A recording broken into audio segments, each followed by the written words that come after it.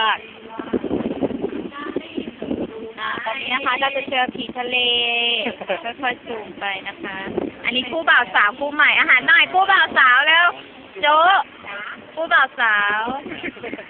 คู่บ่าวสาวใครอะอะไรปอมเซรั่มอีนี่ขี้เมาสุดอ้าวทำไมอย่างนั้นล่ะอีนี่ขี้เมาเอาแล้วเข้าถึงคนนี้ต้องซูมหน่อยอะไรนะโยไปเรื่อยๆนะคะแต่ก่อนเป็นคุณหนูตอนนี้ก็เป็นอะไรยาที่ซูมเพราะอะไรคิดเอาเองเขาเป็นนางฟ้าของจักรวาลโอ้ยไม่ไปถ่ายมันหรอกนี่ไกลมากตัวก็จำนั่งไกลยามที่ชีวิตบรรยากาศ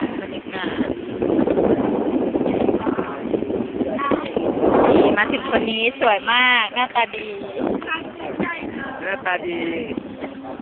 มองไม่ค่อยเห็นติดมุม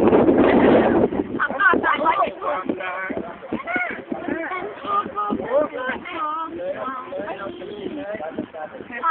ไม่มีแอบเหงาอ่ะอะไรคือมีใช่คนที่เป็นของเราอะไรจะโต๊ะอย่างนี้เดี๋ยวเพื่อนนี่แหละนี่ตกลงว่าถ่ายแล้วเนี่ยถ่ายแล้ววิดีโอถ่ายแล้วถ่ายหน้าอกอ่ะพี่โจทำอ่ะท่าไหนวะถ่ายบรรยากาศท่าไหนวะหน้าอกใหญ่ใช่ท่านี้ด้วยตามกัน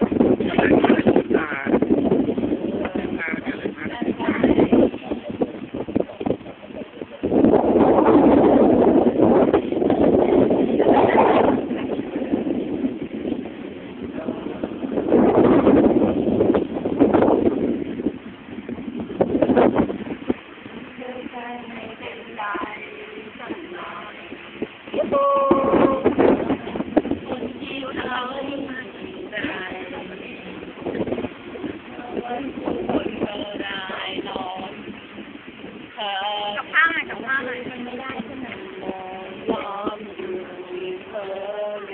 ลาบิจ้าอันนี้หอยจุ๊อันนี้หอยปลามาที่เป็นเธอเมื่อไรจะมีใครสักคนนะที่รักเรานี่ที่ต้องการขอถึงไปตรงไหน